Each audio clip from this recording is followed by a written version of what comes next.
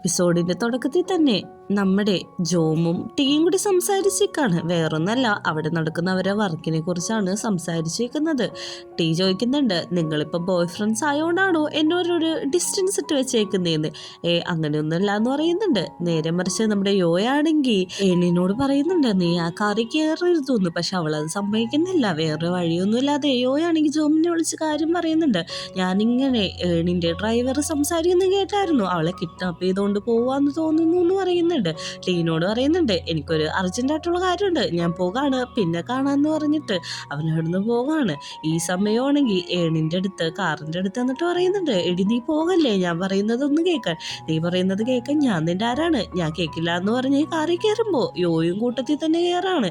നീ കേട്ടിട്ടില്ലെങ്കിൽ ഞാനും കൂടി എന്നാ ഇതിലിരുന്നോളാം, എനിക്ക് യാതൊരു പ്രശ്നമില്ല എന്ന്. അപ്പൊ ചോദിക്കുന്നുണ്ട്, നീ എത്ര നേരമാണ് ഈ കാറിനുള്ളിൽ എങ്ങനെ എടുക്കുന്നത്, അങ്കിളൊരു കാര്യം ചെയ്യൂ, ഈ വഴിയെല്ലാം ബൈപ്പാസ് വഴിയൊക്കെ പൊക്കോ, ഇവന് ബോറടിക്കുമ്പോൾ ഇറക്കി വിടാന്ന് പറയുന്നുണ്ട്. അങ്ങനെ അങ്കിൾ അതിന് സമ്മതിക്കുന്നുണ്ട്. പെട്ടെന്ന് തന്നെ വേറെ വഴിയൊന്നുമില്ലാതെ യോയാണെങ്കിൽ അവൻ്റെ ഫോണിൽ ടെസ്റ്റ് ചെയ്തിട്ട് അവളെ കാണിക്കുന്നുണ്ട്, നിന്നെ കിഡ്നാപ്പ് ചെയ്യാൻ ശ്രമിക്കുകയാണെന്ന്. അവൾക്ക് അപ്പോഴാണ് കാര്യം മനസ്സിലാവുന്നത്. എനിക്ക് വയറുവേദന എടുക്കുന്നു, എനിക്കൊരു ടോയ്ലറ്റിൽ അത്യാവശ്യമായിട്ട് പോകണം, ആ ടെമ്പിളിൻ്റെ അവിടെ നിർത്താൻ പറയുന്നുണ്ട്. അങ്കിളും അങ്ങനെ നിർത്തുമ്പോഴേക്കും ഏത് വഴിയാണ് നമ്മൾ രക്ഷപ്പെടാൻ പോകണേന്ന് ചോദിക്കുന്നുണ്ട്. എനിക്കറിയത്തില്ല, നമുക്ക് ആരോടെങ്കിലും ഹെൽപ്പ് ചോദിക്കാമെന്ന് പറഞ്ഞേക്കുന്ന സമയത്ത് തന്നെയാണ് അങ്ങോട്ടേക്ക് ആ അങ്കിളിൻ്റെ ഗുണ്ടകൾ വരുന്നത്. അവർ വന്നിട്ട് തടയുന്നുണ്ട്. നമ്മുടെ വണ്ടി ഓടിച്ച അങ്കിള് പറയുന്നുണ്ട്, വേറൊന്നും കൊണ്ടല്ല, എൻ്റെ ഗ്രാൻഡ് ഡോക്ടറിനെ അവർ പിടിച്ചുകൊണ്ട് പോയേക്കാണ്, അതുകൊണ്ടാണ് ഇങ്ങനെ ഇറക്കി വിട്ടേന്ന്. ബാക്കിയുള്ളവർ ആ അങ്കിളിനെ തല്ലുന്നുണ്ട്, തന്നെ കൊല്ലാനും ഞങ്ങൾ ശ്രമിക്കുമെന്നൊക്കെ പറഞ്ഞിട്ട് യോയും വേണും കൂടി അവിടുന്ന് ഓടി രക്ഷപ്പെടാൻ നോക്കുന്നുണ്ടെങ്കിലും പറ്റുന്നില്ല. എല്ലാവരും കൂടി അവരെ പിടിച്ചു കയറ്റി കാറിന് മറ്റൊരു സ്ഥലത്തേക്ക് കൊണ്ടുപോയിക്കൊണ്ടിരിക്കുകയാണ്. കാറിലുള്ളവരാണെങ്കിൽ ഭയങ്കര രീതിയിൽ ചീത്ത പറഞ്ഞുകൊണ്ടിരിക്കുകയാണ്. ഏൺ പറയുന്നുണ്ട്, ഇവന്റെ അച്ഛനും അമ്മ ആരാന്ന് നിങ്ങൾക്ക് അറിയില്ല, ആരാണെങ്കിലും ഞങ്ങൾക്ക് വലിയ കുഴപ്പമൊന്നുമില്ല, ഇനി അവരെ വേണമെങ്കിൽ ഞങ്ങൾ കൊട്ടേഷൻ ചെയ്ത് കിഡ്നാപ്പ് ചെയ്യുന്നു. ഈ സമയത്ത് അങ്ങോട്ട് ജോമ വരുന്നുണ്ട്. അങ്ങനെ അവിടെ ഒരു കാർ ഫൈറ്റ് തന്നെ നടക്കുന്നുണ്ട്. ഫൈറ്റിന്റെ അവസാനമാണെങ്കിൽ ഇവരുടെ കാറ് ഒരു പാടത്തിന്റെ സൈഡിലേക്ക് ചെന്നിട്ട് മറിഞ്ഞു വീഴാണ്. നമ്മുടെ ജോമാണെങ്കിൽ ഓടി അങ്ങോട്ട് ചെല്ലുന്നുണ്ട്. എല്ലാവരെയും അവൻ നല്ല രീതിക്ക് തന്നെ ഫൈറ്റ് ചെയ്ത് വീഴ്ത്തുന്നുണ്ട്. നമ്മുടെ യോയാണെങ്കിൽ ബോധമില്ലാതെ അതിൻ്റെ ഉള്ളിൽ തന്നെ ഇരിക്കുകയാണ്. ഏണും അതിൻ്റെ ഉള്ളിൽ തന്നെ ഉണ്ട്. അവരെല്ലാവരെയും അപ്പോൾ തന്നെ ജോമോ ഹോസ്പിറ്റലിലേക്ക് ഷിഫ്റ്റ് ചെയ്യാണ്. അങ്ങനെ പോലീസുകാരാണെങ്കിൽ ആ പ്രസിഡന്റിൻ്റെ അടുത്ത് എന്നിട്ട് പറയുന്നുണ്ട്, നിങ്ങൾ ഈ കിഡ്നാപ്പിൽ ഇൻവോൾവ് ആണെന്ന് തോന്നുന്നു, കൂടുതൽ ക്വസ്റ്റ്യൻ ചെയ്യാൻ വേണ്ടിയിട്ട് പോലീസ് സ്റ്റേഷൻ വരെ ഒന്നും വരേണ്ടി വരുമെന്ന് പറഞ്ഞിട്ട് അയാളെ അറസ്റ്റ് ചെയ്തുകൊണ്ട് പോവുകയാണ്. അങ്ങനെ ഹോസ്പിറ്റലിൽ ഡോക്ടർ പറയുന്നുണ്ട്, വേറെ കുഴപ്പമൊന്നുമില്ല, കുറച്ച് നേരവും കൂടി രണ്ടുപേരും ഇവിടെ കിടന്നോട്ടെ, അത് കഴിഞ്ഞ് നോക്കി കഴിയുമ്പോൾ കൊണ്ടുവിടാന്ന്. ഏണിൻ്റെ അമ്മയാണെങ്കിൽ യോയിനോട് വന്നിട്ട് ഒത്തിരി നന്ദി പറയുന്നുണ്ട്. എൻ്റെ മോളെ രക്ഷിച്ചതുകൊണ്ട് നിനക്ക് നല്ലതേ വരുള്ളൂ എന്നൊക്കെ പറഞ്ഞിരിക്കുന്ന സമയത്ത് തന്നെയാണ് പോലീസുകാർ എല്ലാവരും അങ്ങോട്ട് വരുന്നത്. അങ്കിള് പറയുന്നുണ്ട്, അയാൾ എന്തായാലും അറസ്റ്റ് ചെയ്തു, നിങ്ങൾക്ക് പ്രൊട്ടക്ഷന് വേണ്ടിയിട്ട് ഞാനിവിടെ 2 പോലീസുകാരെയും കൂടി നിർത്താന്നൊക്കെ പറയുന്നുണ്ട്. അതിനുശേഷം കാണിക്കുന്നത് നമ്മുടെ യോയാണെങ്കിൽ ഇപ്പോൾ പാതി റിക്കവറായി. അവനെ കാണാനായിട്ട് ഏൺ അങ്ങോട്ട് വന്നേക്കാണ്. ഏൺ പറയുന്നുണ്ട്, നീ ആദ്യം പറഞ്ഞൊന്നും ഞാൻ വിശ്വസിച്ചില്ല, പക്ഷേ നിന്നെ വിശ്വസിക്കണമായിരുന്നു, അങ്ങനെയാണെങ്കിൽ പ്രശ്നമൊന്നും വരില്ലായിരുന്നു. പിന്നെ നിങ്ങൾ തമ്മിൽ ലവേഴ്സായ കാര്യം ഞാൻ ഒരിക്കലും മറക്കത്തില്ല, ഞാൻ പോവാണ്, ഇവിടെ ലവിൻ്റെ മണം അടിച്ചിട്ട് എനിക്ക് നിൽക്കാൻ പറ്റില്ല എന്ന് പറഞ്ഞ് അവൾ പോവാണ്. അങ്ങനെ എല്ലാം ഓക്കെ ആയി, അവർ സന്തോഷമായിട്ടിരിക്കുന്നതാണ് കാണിക്കുന്നത്. അങ്ങനെ ഡിസ്ചാർജ് എല്ലാം മേടിച്ചിട്ട് ജോമും യോയും കൂടി ആണെങ്കിൽ വീട്ടിൽ തിരിച്ചെത്തുന്നുണ്ട്. യോ പറയുന്നുണ്ട്, എനിക്ക് നടക്കാൻ കുറച്ച് പ്രശ്നമുണ്ട്, എന്നൊന്ന് പുറത്തേറ്റി കൊണ്ടുപോകുന്നു, നിന്റെ ആക്ടിങ് ഒക്കെ നിർത്ത്, കളി തമാശയൊക്കെ വിടാൻ പറഞ്ഞിട്ടും നമ്മുടെ ജോമാണെങ്കിൽ അവനെ പുറത്തേറ്റിയാണ് കൊണ്ടുപോകുന്നത്. വീട്ടിലേക്ക് ചെല്ലുമ്പോൾ അവിടെ കാറ് എടുക്കുന്നത് കാണുന്നുണ്ട്. ഇതെൻ്റെ അച്ഛനും അമ്മയുടെ കാറാണെന്ന് പറഞ്ഞു തീരുന്നതിലും അവൻ അങ്ങോട്ടേക്ക് ഓടിയെത്താണ്. നീ ഇപ്പോൾ ഓക്കെ അല്ലേ, എനിക്ക് വേറെ കുഴപ്പമൊന്നുമില്ലല്ലോ എന്ന് അച്ഛനും അമ്മയും ചോദിക്കുന്നുണ്ട്. അങ്ങനെ അവരെല്ലാവരും സംസാരിച്ച് മാറിയിരിക്കുമ്പോഴാണ് യോയിൻ്റെ അമ്മ പറയുന്നത്, നീ പ്രേമിക്കുന്ന പെൺകുട്ടിയാണോ ഏണെന്ന്. അവളതൊന്നും അല്ല എന്ന് പറയുന്നുണ്ട്.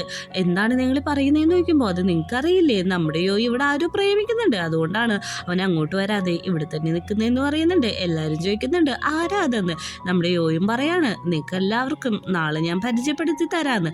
അങ്ങനെ എല്ലാവരും പോയ ശേഷം ജോബിനോട് വന്ന് പറയുന്നുണ്ട്, ഇന്ന് രാത്രി നീ ആ പുറയിൽ പാടത്തിൻ്റെ അവിടെ വരണം, എനിക്ക് നിന്നോടൊരു കാര്യം പറയാനുണ്ട്, ആ നിമിഷത്തിന് വേണ്ടിയിട്ട് ഞാൻ ഭയങ്കര വെയിറ്റിംഗ് ആണ്, എന്തായാലും നീ വരാതിരിക്കരുത്, നല്ല അടിപൊളിയായിരിക്കും എന്ന് പറയുന്നുണ്ട്. നമ്മുടെ ജോമാണെങ്കിൽ ഓക്കെ ഞാൻ വരാം, നീ ഭയങ്കരമായിട്ട് സന്തോഷിക്കണ്ട, എന്താണ് കാര്യം എന്നൊക്കെ ചോദിക്കുന്നുണ്ടെങ്കിലും അവനൊട്ടും വിട്ടു പറയുന്നില്ല. അങ്ങനെ രാത്രി ജോമാണെങ്കിൽ അവൻ പറഞ്ഞ കൃത്യസമയത്ത് തന്നെ അങ്ങോട്ടേക്ക് എത്തിയിരിക്കുകയാണ്. അവിടെ എത്തിയ ശേഷം കാണുന്നത് ഇവരുടെ സ്റ്റോറി തന്നെ ഇങ്ങനെ കാരിക്കേച്ചറായിട്ട് വരച്ചിട്ട് തൂക്കിയിട്ടേക്കാണ്. യോ വന്നിട്ട് പറയുന്നുണ്ട്, നിനക്കിതൊക്കെ ഓർമ്മയുണ്ടോ? നമ്മൾ ലവേഴ്സ് ആയതിൻ്റെ തൊട്ട് മുമ്പത്തെ കാര്യങ്ങളെല്ലാം ഓർമ്മയുണ്ട് എന്ന് പറയുന്നുണ്ട്. അന്ന് നീ അത് മറക്കണം. എനിക്ക് നിന്റെ ഒപ്പമുള്ള റിലേഷൻഷിപ്പ് മുമ്പോട്ട് കൊണ്ടുപോകാൻ പറ്റില്ല. നീ എല്ലാം മറന്നു കളയണം. ഈ റിലേഷൻഷിപ്പ് ഇവിടെ വെച്ച് അവസാനിപ്പിക്കുന്നതാണ് നല്ലതെന്ന് പറയുന്നുണ്ട്. എന്താ നീ ഇപ്പോൾ ഇങ്ങനെയൊക്കെ പറയുന്നത്? നിനക്ക് എന്താ പറ്റിയത്? എന്തെങ്കിലും ഇൻസിഡൻറ്റ് ഉണ്ടായോ എന്ന് ചോദിക്കുന്നുണ്ട്.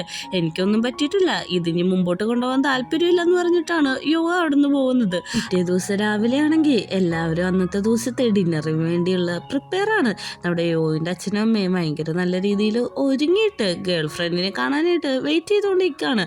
ആ സമയത്താണ് അങ്ങോട്ടേക്ക് യോ വന്നിട്ട് പറയുന്നത്, സോറി, ഇന്ന് ഞാൻ നിങ്ങളെ ആരെയും പരിചയപ്പെടുത്തുന്നില്ല, നമുക്ക് ബാങ്കോക്കിലേക്ക് തിരിച്ചു പോകാമെന്ന്. നീ എന്തൊക്കെയാണ് പറയുന്നതെന്ന് ചോദിക്കുമ്പോൾ, ഇത് ഞാൻ നന്നായിട്ട് ആലോചിച്ച തീരുമാനമാണ്, ബാങ്കോക്കിട്ട് തിരിച്ചു പോകാമെന്ന് പറഞ്ഞിട്ട് അവൻ തന്നെ അവൻ്റെ സാധനങ്ങളും കാര്യങ്ങളെല്ലാം കയറ്റി വെക്കാണ്. മുത്തശ്ശീനോട് അവൻ ഒത്തിരി നന്ദി പറയുന്നുണ്ട്. എന്നെ ഇത്ര നല്ല രീതിയിൽ ടേക്ക് കെയർ ചെയ്തതിന് മുത്തശ്ശി എനിക്ക് വേണ്ടിയിട്ട് പ്രാർത്ഥിക്കണമെന്ന് പറയുന്നുണ്ട്. അച്ഛനും അമ്മയും പറയുന്നുണ്ട്, ജോബിനോട് പറഞ്ഞില്ലേന്ന്, ജോബിനോട് ഞാൻ ഓൾറെഡി പറഞ്ഞതാണെന്നും പറയുന്നുണ്ട്. ജോബാണെങ്കിൽ ഈ സമയത്ത് പാടത്ത് ദേഷ്യപ്പെട്ട് ജോലി എടുത്തോണ്ടിരിക്കാണ്. കേവ് അങ്ങോട്ട് വന്നിട്ട് ചോദിക്കുന്നുണ്ട്, നിനക്കിടയിൽ എന്താണ് പറ്റിയതെന്ന് ചോദിക്കുന്നുണ്ട്. ഇന്നലെ രാത്രിയാണെങ്കിൽ യോ എന്നോട് ബ്രേക്കപ്പ് പറഞ്ഞു. എന്താണ് റീസൺ പോലെ എനിക്കറിയാൻ പാടില്ല. ഞാൻ അത്രയും വേദനിച്ചാണ് നിൽക്കുന്നത്. കാര്യം പോലും അറിയാതെയാണ് അവൻ എന്നെ ഇങ്ങനെ തനിച്ചാക്കി പോയേക്കണേ. എനിക്ക് അവൻ അത്രയ്ക്ക് ഇഷ്ടമെന്ന് പറയുന്നുണ്ട്. ഇതെല്ലാം ബാക്കിൽ നിന്ന് കേൾക്കുന്നുണ്ട്. അങ്ങനെ നമ്മുടെ യോയും കുടുംബക്കാരും എല്ലാവരും തിരിച്ച് ബാങ്കോക്കിട്ട് പോവുകയാണ്. കുറേ നേരം കഴിയുമ്പോഴേക്കും റെസ്റ്റ് എടുക്കാൻ വേണ്ടി ഒരു വാഷ്റൂമിൻ്റെ ഫ്രണ്ടിൽ നിർത്തുന്നുണ്ട്. അങ്ങനെ യോയിനോട് ചോദിക്കുന്നുണ്ട്, നീ വാഷ്റൂമിൽ വരുന്നുണ്ടോ എന്ന് ചോദിക്കുമ്പോഴേക്കും, ഇല്ല, നിങ്ങൾ പോയിട്ട് വരാൻ പറയുന്നുണ്ട്. അങ്ങനെ വാഷ്റൂമിൽ പോയി തിരിച്ചു വന്ന അച്ഛനും അമ്മയും പറയുന്നുണ്ട്, എന്തായിരിക്കും ഒരു ബ്രേക്കപ്പ് ആവാൻ കാരണം അറിയത്തില്ല, കുറച്ച് സമയം കൊടുക്കാം, അവൻ ഓക്കെ ആകുമ്പോൾ അവൻ തന്നെ നമ്മളോട് പറയുന്നതാണ് പറയുന്നത്. അവൻ വാതിൽ തുറന്ന് നോക്കുമ്പോഴേക്കും യോ അതിൻ്റെ ഉള്ളിലില്ല. അവർ നന്നായിട്ട് പേടിക്കുന്നുണ്ട്. അങ്ങനെ നമ്മുടെ ജോമിനെ കാണിക്കുമ്പോഴേക്കും തേവെന്ന് പറയാണ്, ഇതിനെല്ലാം കാരണം ഞാനാണ്. ഞാൻ യോയിൻ്റെ അടുത്ത് പോയിട്ടുണ്ടായിരുന്നു, ഞാൻ അവനെ ഭീഷണിപ്പെടുത്തി. ജോമായിട്ടുള്ള ബന്ധം നീ അവസാനിച്ചോ, അല്ലെങ്കിൽ ഞാൻ ഇവിടുത്തെ വർക്കും കാര്യങ്ങളും ഒന്നും ചെയ്യില്ല, ഇവിടുത്തെ പാവപ്പെട്ടവർക്ക് ഫ്രീ ആയിട്ടൊന്നും കൊടുക്കില്ല. ജോമിനെ പോലെ ഇങ്ങനെ ചീഫായിട്ടുള്ള ആൾക്ക് ഇങ്ങനത്തെ റിലേഷൻ ഭയങ്കര മോശക്കേടായിരിക്കും എന്നൊക്കെ അവൻ ബ്ലാക്ക് മെയിൽ ചെയ്യുന്നുണ്ട്. അതിൽ വഴങ്ങിയാണ് യോ ബ്രേക്കപ്പ് ആയത്. ഈ കാര്യമെല്ലാം തിരിച്ചറിഞ്ഞ അവന് അപ്പം തന്നെ ഒരു കോള് വരാണ്. നോക്കുമ്പോൾ വേറൊന്നുമല്ല, ഇവന്റെ അങ്കിളിന്റെ അടുത്തെന്നാണ്. എനിക്കറിയാം നിങ്ങളിപ്പോൾ യോയിനെ തപ്പിയിട്ട് ഭയങ്കരമായിട്ട് നടക്കായിരിക്കും. യോ വേറൊന്നും പോയിട്ടില്ല, അവൻ എൻ്റെ അടുത്ത് തന്നെ ഉണ്ട്, വേണമെങ്കിൽ അവൻ്റെ ഒച്ചയേപ്പിച്ച് തരാമെന്ന് പറഞ്ഞിട്ട് യോയിൻ്റെ മേത്ത് തല്ലി ഒച്ചയേപ്പിക്കുന്നുണ്ട്. എന്നിട്ട് പറയുന്നുണ്ട്, നിനക്ക് യോയിനെ വേണമെങ്കിൽ എൻ്റെ അടുത്തേക്ക് വന്നേക്ക്, ഞാൻ അവനെ വിട്ടുതരാമെന്ന് പറയുന്നുണ്ട്. നമ്മുടെ ജോമും ഫാദറും ആണെങ്കിൽ അങ്ങോട്ടേക്ക് പോകാൻ തയ്യാറെടുക്കാണ്. അങ്കിളാണെങ്കിൽ ഈ സമയം പറയുന്നുണ്ട്, എത്ര നേരം വെയിറ്റ് ചെയ്യുന്നു, നിന്റെ ജോം എന്താ ഇതുവരെയും വരാത്തേന്ന് ചോദിക്കുന്നുണ്ട്. അങ്ങനെ അങ്കിൾ അവിടുന്ന് മാറിയ സമയത്ത് ആ കുട്ടീനോട് നമ്മുടെ യോ പറയാണ്, നീ ഇതിലൊന്നും ഇൻവോൾവ് ആവണ്ട, നീ എന്നെ അഴിച്ചുവിടും പോലീസിൻ്റെ അടുത്ത്, ഞാൻ നിന്റെ പേര് പറയില്ല, നീ എന്നെ കൊന്നിട്ട് നീ ആയിരിക്കും ജയിലിൽ പോണത്, അങ്കിള് രക്ഷപ്പെടും, അതിൻ്റെ ആവശ്യമുണ്ടോ എന്ന് ചോദിക്കുന്നുണ്ട്. അതേ മാനിപ്പുലേറ്റ് ആയി അവൻ അഴിക്കാൻ നോക്കുന്ന സമയത്ത് തന്നെയാണ് അങ്കിൾ അങ്ങോട്ട് വന്നത്. നീ എന്താ ഇവിടെ ചെയ്യുന്നതെന്ന് ചോദിക്കുമ്പോഴേക്കും വേറൊന്നുമല്ല, കെട്ടൊന്ന് മുറുക്കിയതാണെന്നാണ് പറയുന്നത്. അങ്ങനെ നിൽക്കുമ്പോഴാണ് ജോ അങ്ങോട്ട് വന്നത്. ജോമോ വന്നിട്ട് അവിടെ ഒരു ഫൈറ്റ് കഴിഞ്ഞ് നടക്കുന്നുണ്ട്. അങ്കിളാണെങ്കിൽ അവനെയും തല്ലുന്നുണ്ട്, തിരിച്ചും കൊള്ളുന്നുണ്ട്. ഇങ്ങനെ ഫൈറ്റ് നടന്നുകൊണ്ടിരിക്കുന്ന സമയത്താണ് നമ്മുടെ യോ കയറും പൊട്ടിച്ചിട്ട് എണീറ്റ് വരുന്നത്. ഈ സമയത്ത് തന്നെ പോലീസുകാർ ഉള്ളിലേക്ക് വരുന്നുണ്ട്. പോലീസുകാരാണെങ്കിൽ അങ്കിളിനെ അവനെയും അറസ്റ്റ് ചെയ്തിട്ടാണ് കൊണ്ടുപോകുന്നത്. കാരണം ഇത്രയൊക്കെ ചെയ്തിട്ടും അവസാനം ഈ ഒരു കാര്യത്തിലാണ് അവർ രണ്ടുപേരെയും പോലീസ് അറസ്റ്റ് ചെയ്തത്. അങ്ങനെ എല്ലാ പ്രശ്നങ്ങളും അവസാനിച്ച് നമ്മുടെ ജോമും യോയും കൂടി ഹാപ്പി ആയിട്ടിരിക്കുകയാണ്. ഈ പേരിലാണോ നീ എന്നോട് ബ്രേക്കപ്പ് പറഞ്ഞത്? ഞാനെല്ലാം അറിഞ്ഞു, നിനക്ക് നാണാവില്ല ഇത്ര സിമ്പിളായിട്ടുള്ള കാര്യത്തിൽ എന്നെ ബ്രേക്കപ്പ് ഒക്കെ ചെയ്തിട്ട് പോകാനായിട്ട്, എനിക്ക് ഒരിക്കലും നിന്നെ പിരിയാൻ പറ്റത്തില്ല എന്ന് പറഞ്ഞിട്ട് രണ്ടുപേരും കൂടി പരിസരം മറന്ന് അവിടെ നിന്ന് കിസ് ചെയ്തോണ്ടിരിക്കാണ്. ഇതവര് വീട്ടുകാർ കാണുന്നുണ്ട്. അപ്പോഴാണ് ജോമ് പ്രേമിച്ചത്, അതായത് യോ പ്രേമിച്ചത് ജോമിനാണെന്ന് മനസ്സിലാവുന്നത്. അവർ കിസ് ചെയ്ത് കഴിയുമ്പോഴാണ് വീട്ടുകാരെല്ലാവരും നോക്കി നിൽക്കുന്ന കാര്യം തന്നെ അവർ കാണുന്നത്. വീട്ടുകാർ ഇത്തിരി ഷോക്കായിട്ട് നിൽക്കുകയാണ്. പക്ഷെ മുത്തശ്ശിയൊക്കെ ഭയങ്കര ഹാപ്പി ആയിട്ടാണ് നിൽക്കുന്നത്. നമ്മുടെ ടീ പറയുന്നുണ്ട് അവർ ഓൾറെഡി ലവേഴ്സ് ആണെന്നുള്ള കാര്യം.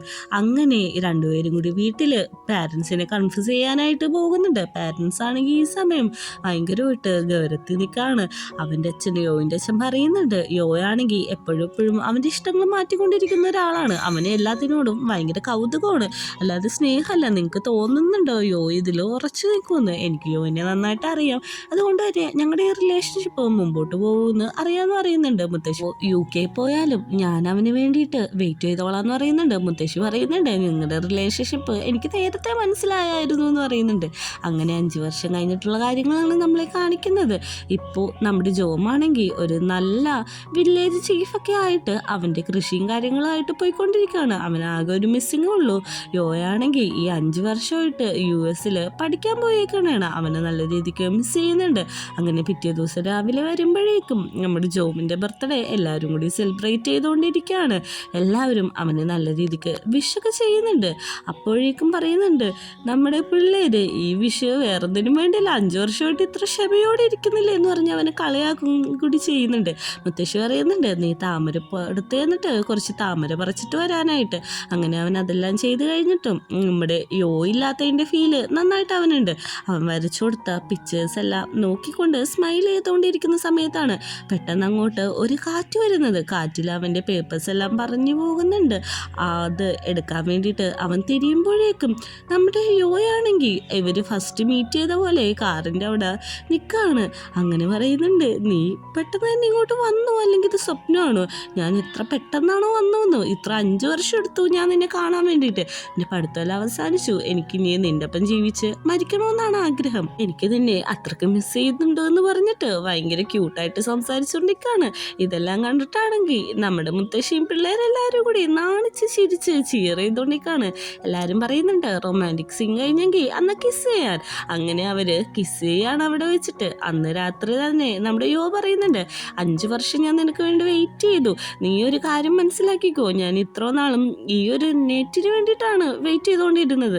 നമുക്ക് ഇന്ന് തന്നെ ഇവിടെ വെച്ച് എല്ലാം ചെയ്യണമെന്ന് പറയുന്നുണ്ട്. മുത്തശ്ശി താഴെ ഉറങ്ങിയിട്ടില്ല, ഇന്ന് മുത്തശ്ശി ഉറങ്ങുന്നതൊന്നുമില്ല എന്ന് പറയുന്നുണ്ട്. അന്ന് രാത്രി തന്നെ അവർ രണ്ടുപേരും കൂടി അവിടെ വെച്ച് ഒരു ഫിസിക്കൽ റിലേഷൻഷിപ്പിൽ ഏർപ്പെടാണ്. പിറ്റേ ദിവസം രാവിലെ തന്നെ നമ്മളെ കാണിക്കുന്നത് ജോയും ജോമും കൂടി ഒരു ബഫലോന്റെ പൊക്കത്ത് കയറിയിരിക്കുകയാണ്. ജോമ ചോദിക്കുന്നുണ്ട് നിനക്ക് ഉറപ്പാണോ ഇതിന്റെ പൊക്കത്തിരുന്ന് സംസാരിക്കാന്ന്? എനിക്ക് ഉറപ്പാണ്, വേറെ കുഴപ്പമൊന്നുമില്ല എന്ന് പറയുന്നുണ്ട്. അങ്ങനെ ക്യൂട്ടായിട്ട് സംസാരിക്കുന്നുണ്ട്. നീയാണ് എൻ്റെ ലൈഫിലെ ഏറ്റവും നല്ല ഡിസിഷൻ എന്ന് പറയുന്നുണ്ട്. പെട്ടെന്ന് തന്നെ നമ്മുടെ യോ പറയുന്നുണ്ട് നീ നാട്ടിലുള്ള എല്ലാവരോടും വിളിച്ചു പറ നിന്റെ സ്വീറ്റ് ഹാർട്ട് തിരിച്ചു വന്നെന്ന്. ഈ ഒരു സീനും കൂടി കാണിച്ചിട്ടാണ് ഈ സീരീസ് അവസാനിക്കുന്നത്.